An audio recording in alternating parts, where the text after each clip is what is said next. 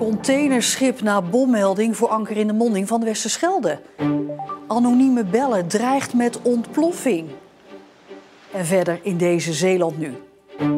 Jongeren balen van nieuwe scooterregels. En schelpdiersector werkt zich een slag in de ronde.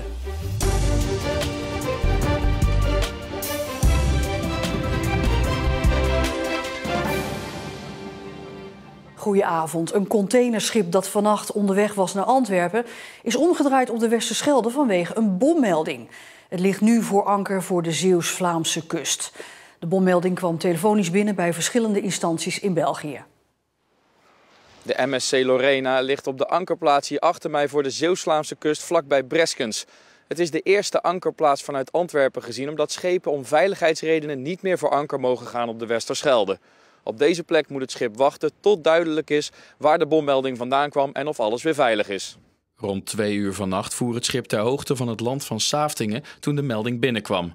Na overleg tussen de haven van Antwerpen en de politie is besloten dat het schip terug moest naar de ankerplaats voor de kust. In Antwerpen namen ze het zekere voor het onzekere toen ze hoorden dat er mogelijk explosieven aan boord van het schip zouden zijn. Dat is natuurlijk een zeer ernstige melding. Meer bepaald zouden die explosieven tot ontploffing worden gebracht als het schip zou aanmeren in Antwerpen. De bommelding heeft geen gevolgen voor het overige scheepvaartverkeer op de Westerschelde. In de tussentijd is het afwachten wat het onderzoek van de Belgische en Nederlandse politie op gaat leveren. Dit is wel ernstig als je zo'n melding krijgt als haven.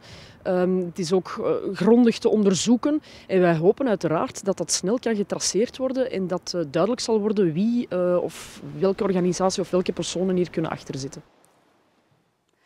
Voor veel jongeren is het een tegenvaller, maar vanaf 1 januari moet je ook op een scooter met een blauw kenteken een helm op. Verkopers in Zeeland merken dat deze zogenoemde snorscooter met een blauw kenteken waar je 25 km per uur mee mag, dat die nauwelijks meer verkocht worden. De snorscooter, dat is een scooter die 25 km per uur mag, is enorm populair. Vooral jongeren vinden het heerlijk om zonder helm op het fietspad te kunnen rijden. De helmplicht vanaf 1 januari zal ervoor zorgen dat minder jongeren dit blijven doen. Ik weet niet, een fietspad en dan met een helm op. Niet echt. Maar straks moet het? Ja, helaas wel. Ik vind het wel een beetje jammer. Sinds bekend is geworden dat de helmplicht definitief eraan komt, zien wij dat de 25 km per uur, dus de snorscooters, inzakken minder worden qua verkoop en dat de 45 km per uur juist meer worden. Voorheen was de verhouding ongeveer gelijk tussen de beide vervoermiddelen. We zien nu dat dat naar 10-90 is, dus 10% snorscooters en 90% de bromscooters. De scooter met het blauwe kenteken lijkt hierdoor bijna volledig uit het straatbeeld te gaan verdwijnen. Er zijn altijd bestuurders die over het fietspad willen rijden, niet tussendoor het verkeer. En die groep zal zeker wel blijven, alleen die is een stuk kleiner dan voorheen gebruikelijk was. De verwachting is dat vooral de oudere bestuurders op de snorscooter blijven rijden, met een helm. Het is natuurlijk wel veiliger. Als je juist in je smakken maakt, dan ben je klaar natuurlijk. Ik heb een hele goede kennis van me, die reed ook op zo'n snorscootertje zonder helm. En die werd aangereden en die was klaar. Die viel me zo tegen de stoeprand aan. En die was klaar. Dat is heel triest. Het is de vraag wat met al die scooters met blauwe kenteken gaat gebeuren als de helmplicht is ingevoerd. Ze mogen hem uiteraard inruilen, maar vanaf 1 januari 2023 kunnen wij ze ook omkeuren. Dus wij zijn door het Rijkswegverkeer gemachtigd om 25 km per uur om te bouwen naar 45 km per uur, hem te keuren, en zodat hij van een blauwe kentekenplaat naar een gele kentekenplaat gaat. Dus dat zou ook een oplossing zijn. Ik zit wel aan te denken om te bouwen naar een geel kenteken. De helmplicht geldt vanaf 1 januari. Rij je daarna nog zonder helm, dan bedraagt de boete €100. Bij mij in de studio Mercy Kamermans. Mercy, waar komt dat idee voor die helm op een snorscooter vandaan? Ja, dat heeft toch alles te maken met verkeersveiligheid.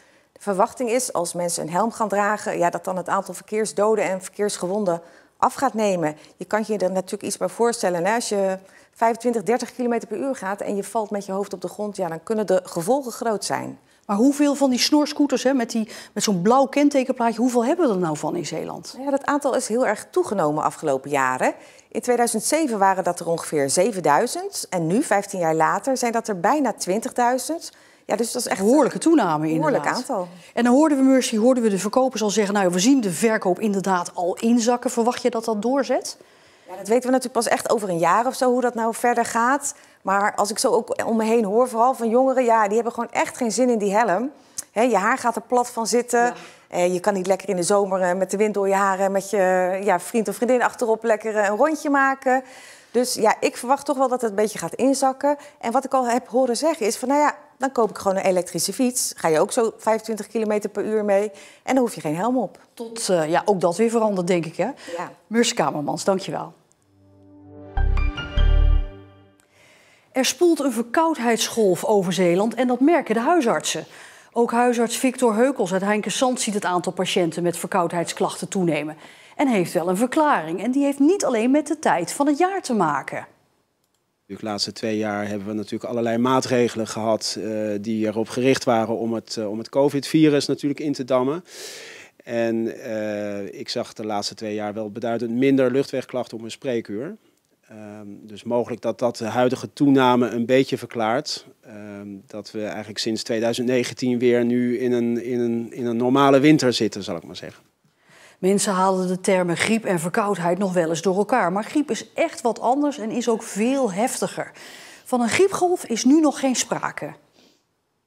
Nee, het is niet dat ik op dit moment een duidelijke toename van griepklachten zie. Nee, het zijn echt de verkoudheden. Delta Mobiel heeft naar aanleiding van de hack begin deze maand de beveiliging opgeschroefd. Bij de hack zijn gegevens van tienduizenden klanten buitgemaakt. Het eerste onderzoek naar de hack is nu afgerond en de resultaten daarvan zijn aan de politie gegeven voor verder strafrechtelijk onderzoek.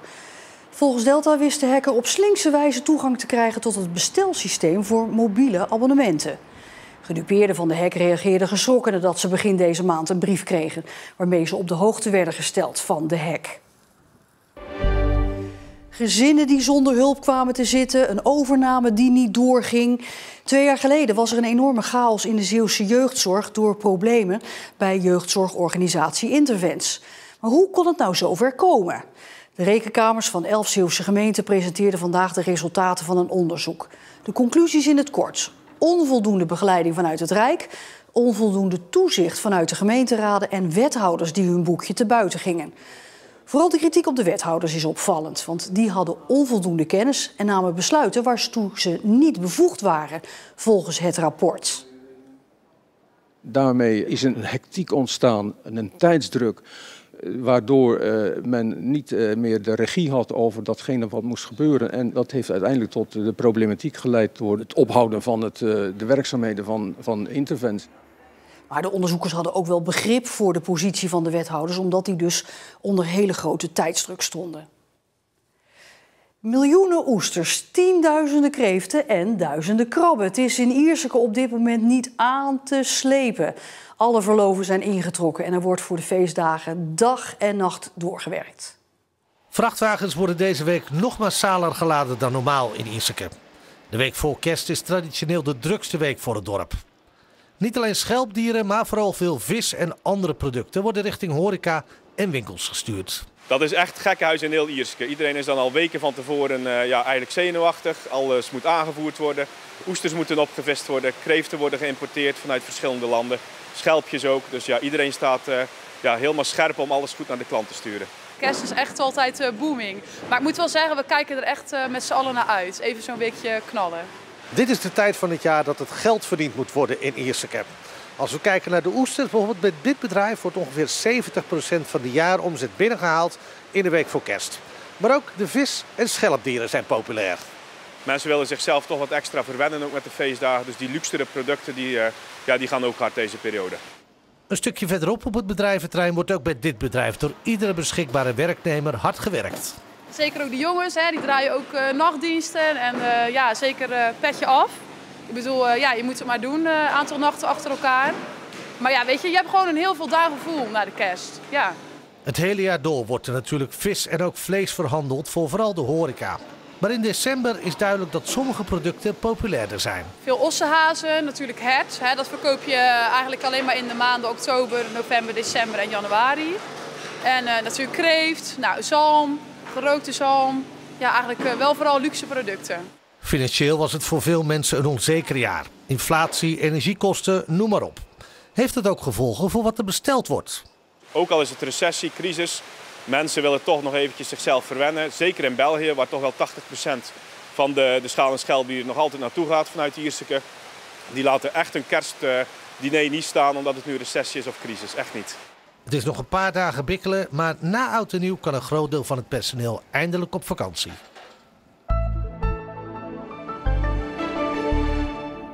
De dag begon zonnig, maar dat draaide in de loop van de middag toch weer uit op regenbuien. Met aan zee ook nog eens een krachtige zuidwestenwind. Ja, en duidelijk is dat het geen witte kerstdagen gaan worden, maar wel regenachtige dagen. Maar daar hoort u straks alles over van onze weerman. Voor nu nog een hele fijne avond en graag tot morgen.